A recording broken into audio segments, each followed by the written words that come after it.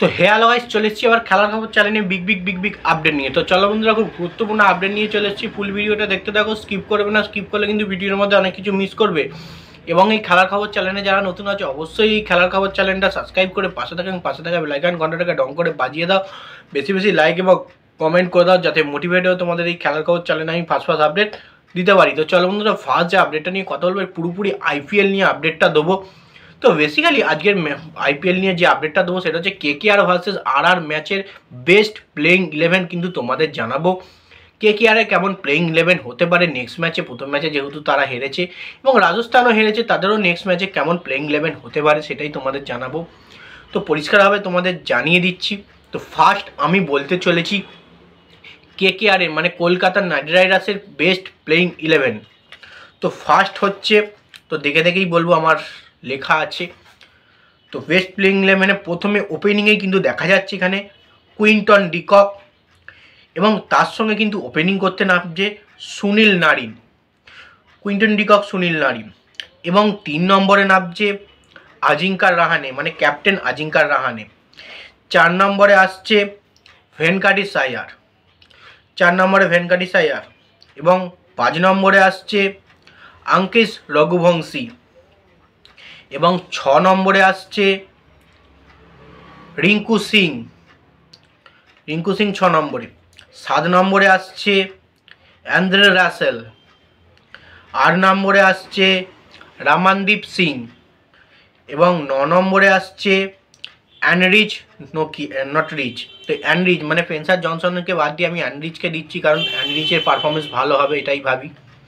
এবং 10 নম্বরে আসছে হার্ষিদ রানা। এবং 11 নম্বরে আসছে বরুণ চক্রবর্তী। তো অ্যানরিচকে অবশ্যই আনা উচিত, কারণ স্পেন্সার জনসনের সেরকম পারফরমেন্স হচ্ছে না, এবং অ্যানরিচ কিন্তু আইপিএলের সঙ্গে প্রচুরভাবে যুক্ত আছে, তাকে কিন্তু দলে নেওয়া উচিত। তো এটাই হচ্ছে কেকেআরের বেস্ট প্লেইং 11। তো কেকেআরের বেস্ট প্লেইং 11 তোমরা জেনে নিলে। তো চলো বন্ধুরা, এবার রাজস্থান মানে আরআরের বেস্ট প্লেইং 11টা তোমাদের জানাই, কেকেআরের পর আরআরের।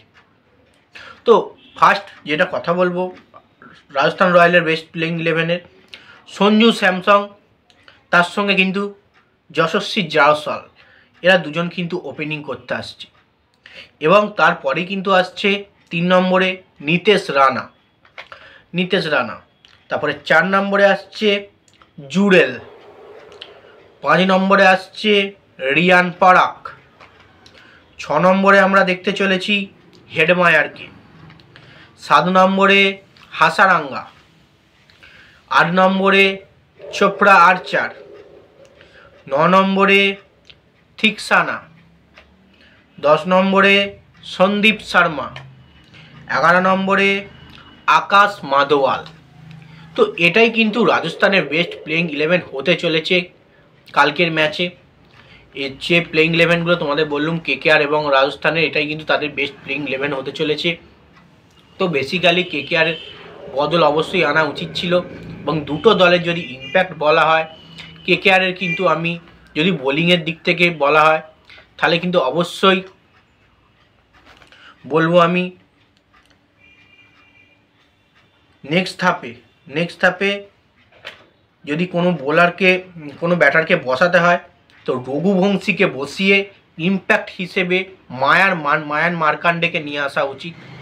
মায়ান মার্কান্ডে খেললে অবশ্যই সুবিধে পাবে।